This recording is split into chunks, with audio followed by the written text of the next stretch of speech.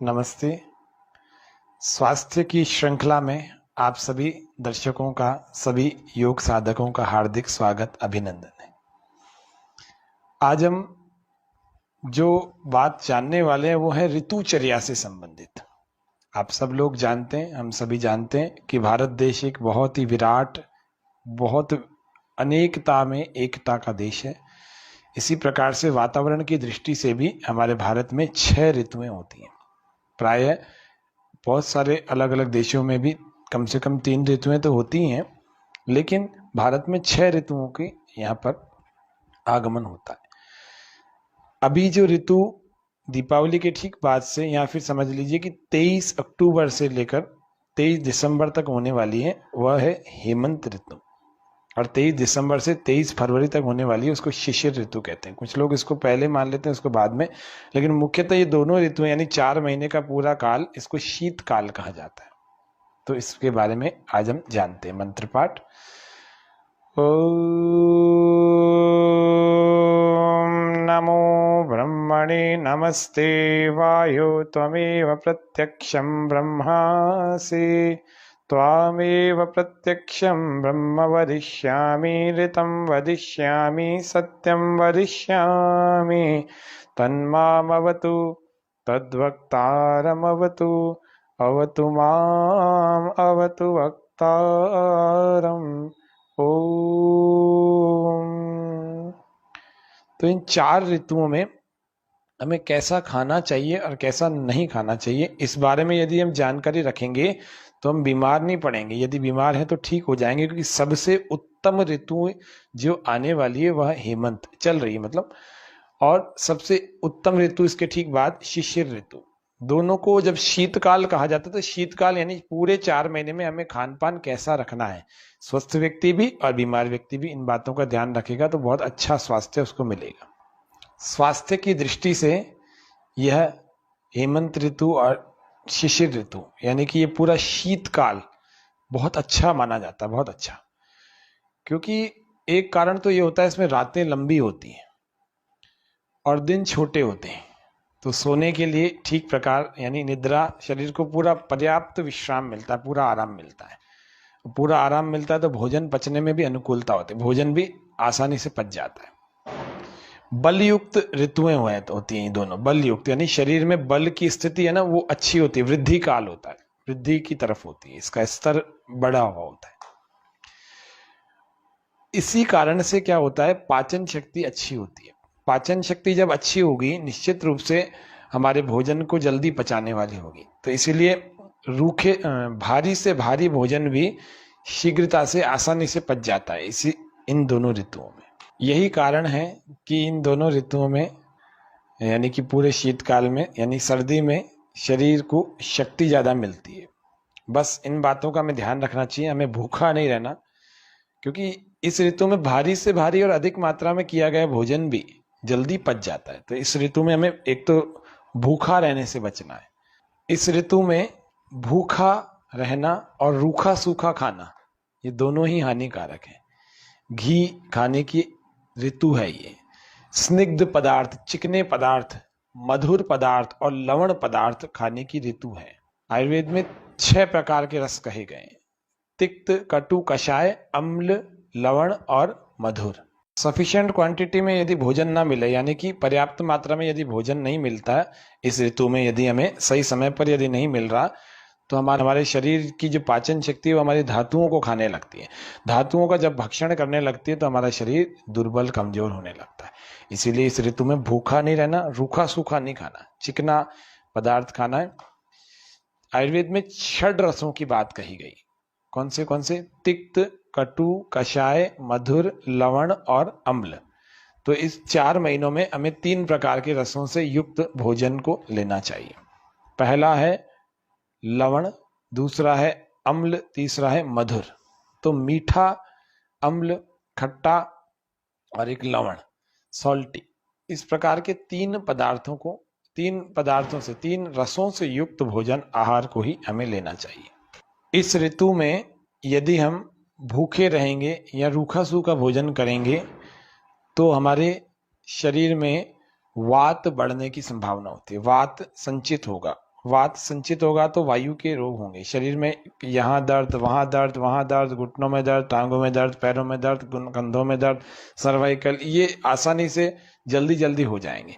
इसीलिए हमें इस ऋतु में थोड़ा स्निग्ध चिकनाई युक्त भोजन ही करना चाहिए। क्योंकि होता क्या है इस ऋतु में जब वात दोष बढ़ेगा, अगर हम इन गलतियों को करेंगे तो वात दोष में दो गुण होते हैं, एक शीत होता है, एक रुक्ष होता है। शीत और रुक्ष गुण वास्तव में वात को बढ़ा करके प्रकोपित कर देते हैं, और इन्हीं सर्दियों में आपके जिनके दर्द की या आर्थराइटिस की या जिनको किसी और दर्दों की शिकायतें रहती हैं तो वो और बढ़ जाएंगी। तो इसीलिए इन बातों का हमें ध्यान रखना चाहिए। इस पूरे शीतकाल में हमें चिकनाई, मधुर, लवण और अम्ल यानी कि जिसको खट्टे पदार्थ कहते हैं, ऐसे रसों से युक्त पदार्थों का ही सेवन करना चाहिए। पोषक तत्व जिनमें हो भरपूर मात्रा में, न्यूट्रिएंट्स, फाइबर, विटामिन्स जिनमें हो, पोषक तत्व, माइक्रो न्यूट्रिएंट्स हो, ऐसे पदार्थों का हमें सेवन करना चाहिए। उसके अलावा अगर इन पदार्थों की हम बात करें कि इनमें क्या क्या हो सकता है, तो इनमें शुद्ध घी हो सकता है। देशी गाय, अगर देशी नस्ल की कोई गाय है, गीर, साहिवाल, राठी, इनको देशी नस्ल की गाय कहते हैं। यदि इन देशी नस्लों की गाय की घी की बात की जाए तो वो सबसे पौष्टिक और सबसे शुद्ध पदार्थ होता है, चिकनाई युक्त। मक्खन, हाँ एक बात और बता दूं, कई सारे लोग ऐसे होते हैं जो कहते हैं कि हम चिकनाई युक्त पदार्थ नहीं खाते, कोलेस्ट्रॉल, ट्राइग्लिसराइड और हार्ट में ब्लॉकेजेस आदि आदि और भी कई समस्याएं हो सकती हैं।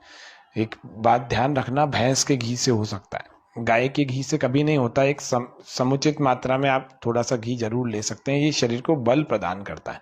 सर्दियों में लोगे, अगर इन 4 महीनों में आपने, इस शीतकाल में आपने यदि अपने शरीर को पौष्टिक पदार्थ दिए, चिकनाई युक्त पदार्थ दिए, तो बाकी के ऋतुओं के लिए आपका शरीर तैयार हो जाएगा। बाकी कितनी ऋतु बची, कितने महीने बचे? 8 महीने बचे, 4 महीने ये 8 महीने, बाकी के 8 महीने के लिए आपका शरीर बिल्कुल तैयार हो जाएगा। इसीलिए आपको इन ऋतुओं में आहार में, विहार में बहुत अच्छे प्रकार से ध्यान रखना चाहिए। तो क्या, एक तो देशी घी, शुद्ध देशी घी, उसके अलावा मक्खन, तेल, दूध, दूध और चावल की जो खीर होती है वो, उड़द की खीर, मिश्री, रबड़ी, मलाई, और ठंडे दूध के साथ में यदि हम ले रहे हैं तो शहद ले सकते हैं। इस वाली ऋतु में बहुत अच्छा उपयोगी होता है। गन्ने का रस यदि किसी राज्य में, किसी क्षेत्र में मिलता है तो वो बहुत उत्तम होता है इस शीतकाल में भी। गन्ने का रस, दलिया, हलवा, आंवले और सेव का जो मुरब्बा होता है उसकी बात कर रहे हैं, पिट्ठी, और मेवों से जो पदार्थ होते हैं, जो सूखे मेवों से पदार्थ बने हुए होते हैं, उन पदार्थों की यहाँ बात की जा रही है।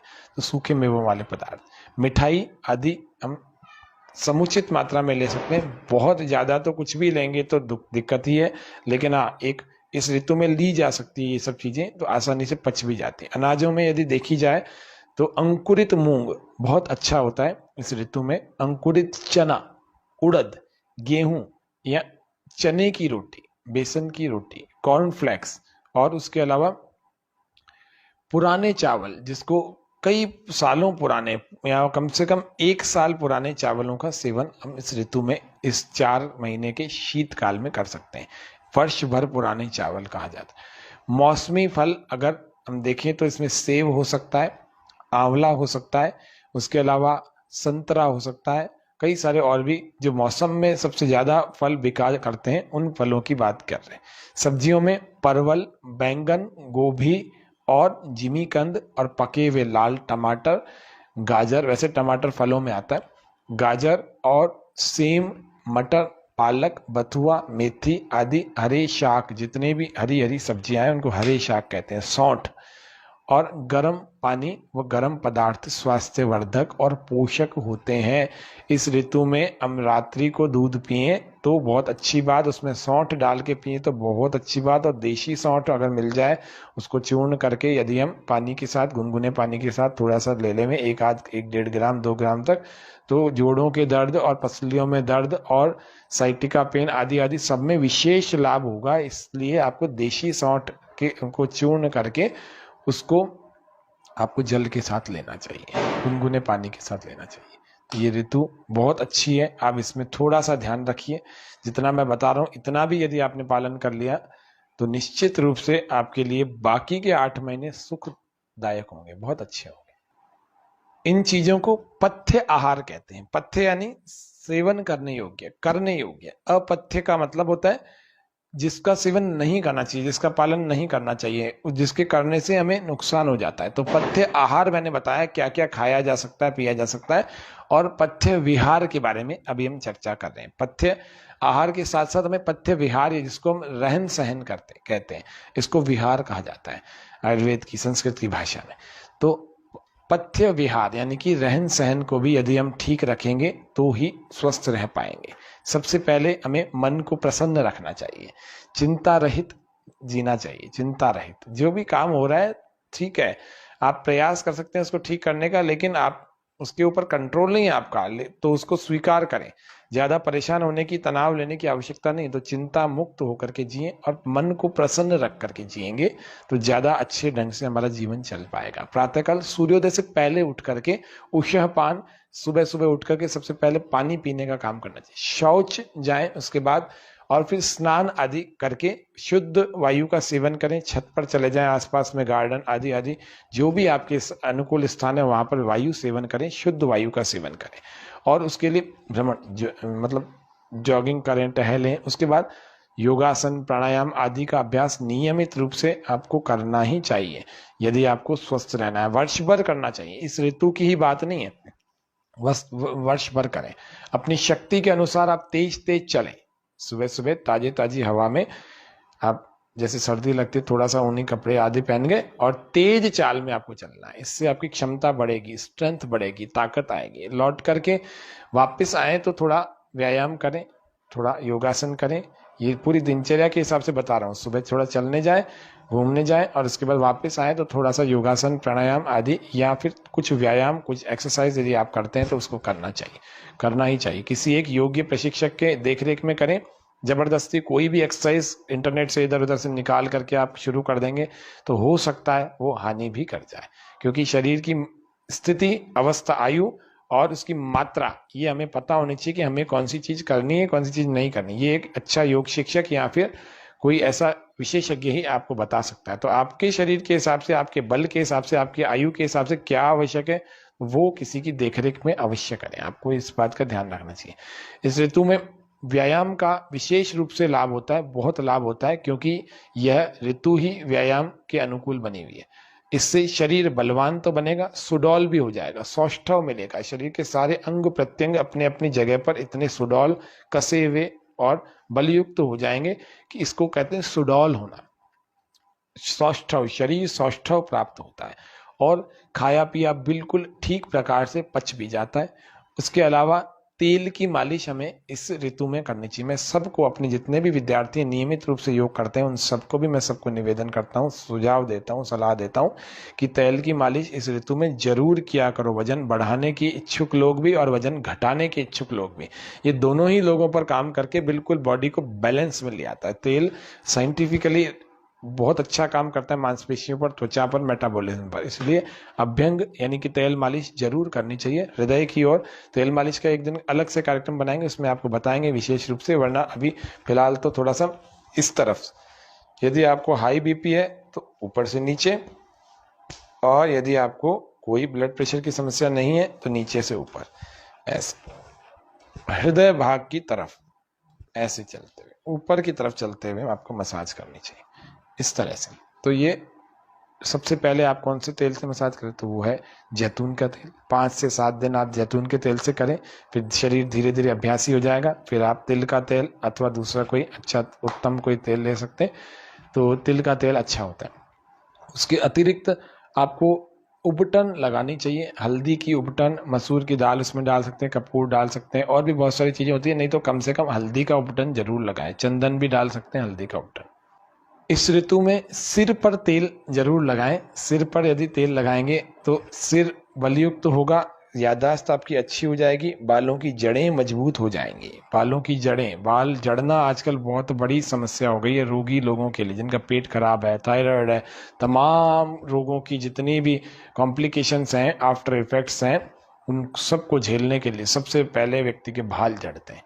उनको झेलना मत, उनके लिए आपको सही खान पान, सही रहन सहन, आहार विहार को थोड़ा सा ध्यान रखना। बहुत बड़े काम नहीं है ये आसान है। थोड़ा सा ध्यान से आप सुनेंगे देखेंगे तो आसानी से हो जाएंगे। 5-7 दिन थोड़ा कष्ट होता है, लेकिन फिर हो जाते हैं, आसानी से हो जाते हैं। फिर उसके अलावा सरसों के तेल की यदि हम मालिश करें 5-7 दिन के बाद, जैसे आपका जैतून के तेल में शरीर ढल जाए, अच्छा हो जाए, तो सरसों की तेल की यदि मालिश करेंगे, त्वचा इसमें से सुंदर बनती है, बहुत अच्छी बनती है, निरोग बनती है, त्वचा को बल मिलता है। सरसों का तेल सिर के लिए भी बहुत अच्छा है, लेकिन त्वचा के लिए भी बहुत अच्छा है। चेहरे को छोड़ करके सरसों का तेल आप पूरे शरीर पर लगा सकते हैं। अच्छा हो, घानी का हो, शुद्ध हो, सरसों की झांस। आप कैसे पहचान होती है, यहाँ लाते ना बहुत तेज जलन सी होने लगती है, आंखों के पास लाते हैं जलन होने लगती है। केवल तेल को शीशी में भरा हुआ या यूं पास में लाओगे तो जलन होने लगेगी, छींक आने लगेगी। उसको सरसों का, शुद्ध सरसों के तेल की पहचान यही होती है। उसके अलावा यदि किसी को फोड़े, फुंसियां, स्किन की एलर्जी है, तो इस ऋतु में तेल की मालिश करने से और स्किन की एलर्जी वो सारी दूर हो जाती है। फोड़े, फुंसियां और स्किन की एलर्जी जितनी भी है। यदि तेल में आप कपूर डाल करके उससे मालिश करेंगे तो गठिया में और जोड़ों के दर्द में विशेष लाभ प्राप्त होता है इस ऋतु में। ये ध्यान रखना, इस ऋतु मतलब हेमंत में और शिशिर में, इस पूरे शीतकाल में, पूरे सर्दी के काल में। सामान्य रूप से लोग कह देते हैं कि सर्दी की ऋतु है, सर्दी की ऋतु नहीं होती, सर्दी का काल होता है, शीतकाल जिसको कहते हैं। व्यायाम करने के बाद या योगासन आदि करने के बाद उबटन लगाना चाहिए, उपटन करना चाहिए। हाँ, व्यायाम को तेल की मालिश के बाद भी कर सकते हैं, वो बहुत अच्छा भी रहता है। लेकिन कुछ लोग पसीने के कारण से होता है, कुछ लोग ज़्यादा कर लेते हैं तो पसीना आने लगता है। सर्दी की ऋतु में बहुत पसीना कम आएगा, इसीलिए तेल मालिश के बाद आप व्यायाम को कर सकते हैं। इस मौसम में ठंड लगने से जुकाम, बुखार और निमोनिया आदि होने की पूरी संभावना रहती है। इसीलिए आपको त्वचा रूखी भी हो जाती है। त्वचा रूखी होने से शीतल वात यानी कि ठंडी हवा जिसको कहते हैं, उस ठंडी हवा में जो व्यक्ति घूमता है या ठंडी हवा में ज़्यादा रहता है, इसीलिए मैं कहता हूँ सबको अपने नाक में जरूर तेल लगाया करो, ताकि ये ठंडी हवा अंदर जा करके आपको बीमार नहीं करेगी। ठंडी हवा से खांसी, सांस की बीमारी, गठिया, जोड़ों में दर्द, जोड़ों का दर्द और खुजली आदि, ये सब जितनी समस्याएं ये होने लगेगी। इसलिए तेल की मालिश से अपने शरीर को तर बना के रखो। और उसके अलावा नाक में भी तेल लगाओ, कान में भी थोड़ा तेल लगाओ। इस तरह से आपको तेल ही ये बहुत अच्छा साथ देगा इस पूरे शीतकाल में। इतना आपको ध्यान रखना चाहिए। इसीलिए आपको ठंडी हवा से एक तो बचना चाहिए। जितने ताप वाले स्थान है, जितने भी बहुत गर्मी प्रदान करने वाले, क्योंकि शीतल वात है ना, तो गर्मी प्रदान करने वाले स्थानों में रहना चाहिए, वो उसी स्थानों में सोना चाहिए, वो ज़्यादा अच्छा रहता है। गर्मी प्रदान करने वाले स्थान शीतलता में, सर्दी में बचा के रखते हैं, शरीर की स्थिति को अच्छा बना के रखते हैं। ये थोड़ा भारी कपड़े, गर्म कपड़े और कंबल, रजाई, सूती और ऊनी वस्त्रों को हमें पहनना चाहिए। ये रहन सहन में विशेष बातें हैं। बिस्तर वो वाहन आदि अच्छी तरह से ढके हुए होने चाहिए, बिस्तरों को भी और वाहनों को भी। वाहन भी रखे रात भर में ओस कोहरे से बिल्कुल ऐसे ठंडे हो जाते हैं, सुबह बैठते ही बहुत ठंड हमारे शरीर में इसकी ट्रांसफर होने लगती है।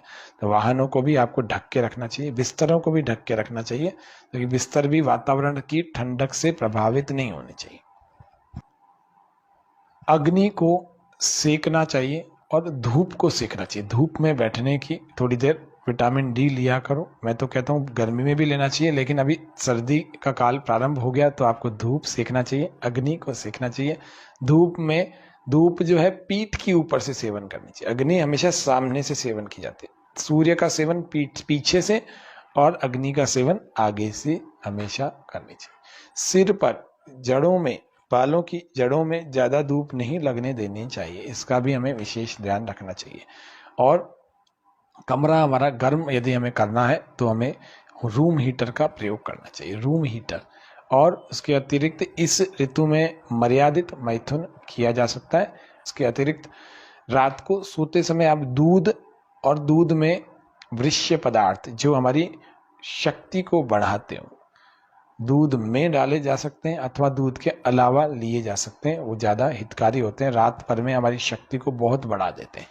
तो जिसमें छुआरा होता है, किशमिश होती है, अखरोट होता है, अंजीर होती है, अंजीर होता है, और भी ऐसे कई पदार्थ होते हैं जिन पदार्थों को, जैसे सिंगाड़े का आटा होता है, सिंगाड़े का आटा भी दूध में डाल करके लिया जा सकता है, हल्दी को दूध में, सौंठ को दूध में, मुनक्का को दूध में, हरी किशमिश को दूध में, अंजीर को दूध में, बादाम को दूध में, ऐसे बहुत सारी चीजें होती हैं जिनको दूध में लेने से या दूध से अलावा भी दूध के साथ में लेने से बहुत लाभकारी होती हैं हमारे शरीर के लिए, हमारे शरीर की शक्ति को बढ़ाती हैं।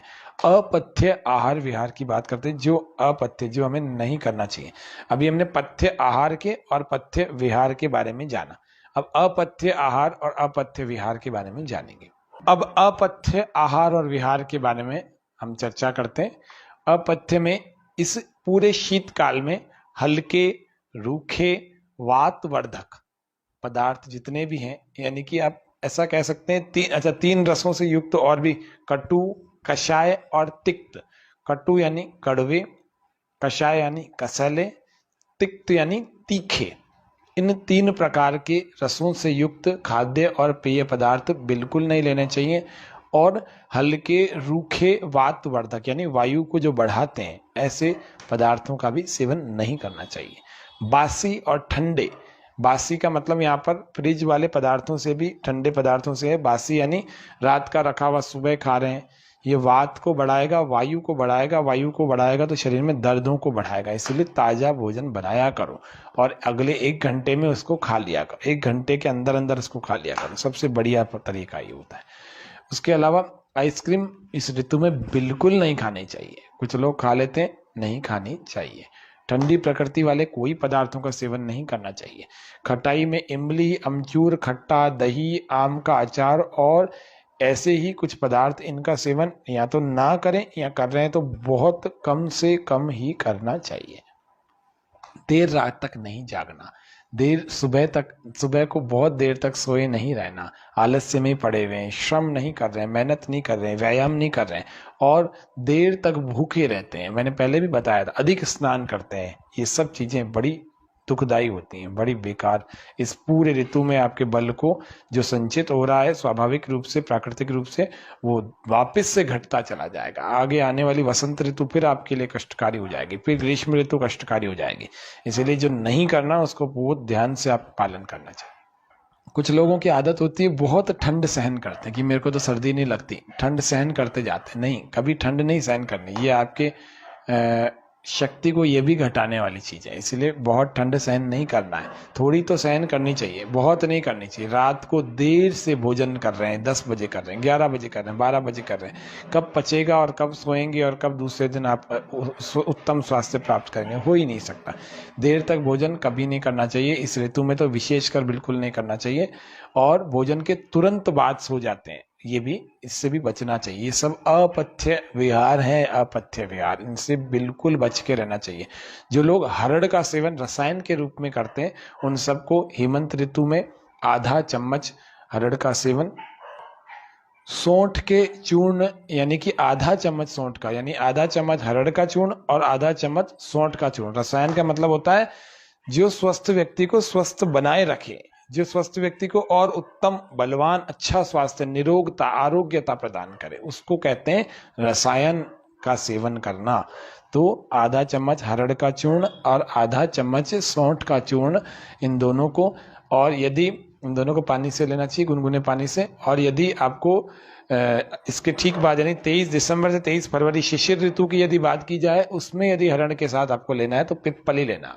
हेमंत में सौंठ लेनी चाहिए, और अगर शरद की बात की जाए, शिशिर की बात की जाए, 23 दिसंबर 23 फरवरी, तो आपको हरड़ के साथ में पिप्पली, जिसको पीपल भी कहते हैं कुछ लोग, तो इस पीपल के चूर्ण के साथ में आपको आधा आधा चम्मच दोनों का इस तरह से ताजे पानी से या गुनगुने पानी से इसका सेवन करना चाहिए। ये रसायन के रूप में आपके लिए बहुत आवश्यक चीजें हैं।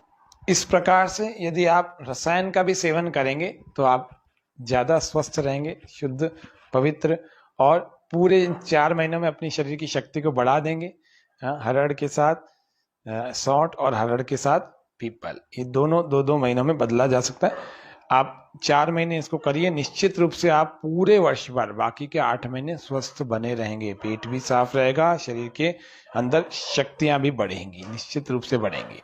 दोनों ऋतु में अंतर क्या है? हेमंत ऋतु और शिशिर ऋतु है तो दोनों शीतकाल की, इनमें अंतर क्या है थोड़ा सा इनको जान लेते हैं। मौसम की दृष्टि से यदि देखा जाए तो दोनों में मौसम एक जैसा ही होता है। हेमंत ऋतु में सूर्य दक्षिणायन में होता है, क्योंकि देखो 21 दिसंबर 22 दिसंबर के आसपास सूर्य दक्षिणायन में यानी दक्षिण की ओर गति करने वाला हो जाता है, जो कि 23 दिसंबर या 22 दिसंबर 21 दिसंबर तक, जो कि 6 महीने का चलता है। इस पूरे में दक्षिणायन में सूर्य होता है और इसी के ठीक बाद आपका 23 दिसंबर के आसपास ही सूर्य उत्तरायण में आ जाता है। और एक तो पहला अंतर तो इन दोनों में ये हो गया कि सूर्य दक्षिणायन में हेमंत में है और शिशिर ऋतु में सूर्य उत्तरायण में, पहला अंतर तो ये हो गया। अब इनके कारण से कुछ अंतर भी आता है, कुछ जो औषधियां हैं, जो वनस्पतियां हैं, उनमें आहार द्रव्यों में इनमें क्या है, स्निग्धता होती है। स्निग्धता मतलब चिकनाई आती है, मधुर रस और पौष्टिकता प्रदान की जाती है प्रकृति के द्वारा इन समस्त पदार्थों में, तो इनका अंतर होता है। निश्चित रूप से दोनों ही ऋतुएं अपने आप में बहुत बढ़िया है। जैसे हेमंत ऋतु दक्षिणायन लिए भी होती है या दक्षिणायन के दौरान होती है हेमंत ऋतु, तो इसमें औषधियों में और आहार के द्रव्यों में स्निग्धता, मधुरता और साथ में पौष्टिकता या मधुर रस जिसको कहते हैं और पौष्टिकता लिए हुए कुछ चीजें होती हैं। इस ऋतु में शरीर में दोषों का संचय अल्प मात्रा में होता है। जिस वात पित्त और कफ ये त्रिदोष हैं, इनका इनका संचित होने की गति कम होती है, कम मात्रा में ये संचित होते हैं, क्योंकि संचय, प्रकोप और सम होना, ये 3 प्रकार की स्थितियां आयुर्वेद में बताई गई हैं। संचय यानी इकट्ठा होना, प्रकोप यानी बिगड़ जाना, उसका दुख देना हमें, रोग पैदा करना, और सम यानी बिल्कुल स्वस्थ व्यक्ति की स्थिति होना। यहाँ दूसरे 2 दोष जो हैं बढ़े हुए हैं, तो ये कम है। तो इस तरह से हमें संचय, प्रकोप और सम, इन तीनों के बारे में भी सामान्य जानकारी तो होनी ही चाहिए।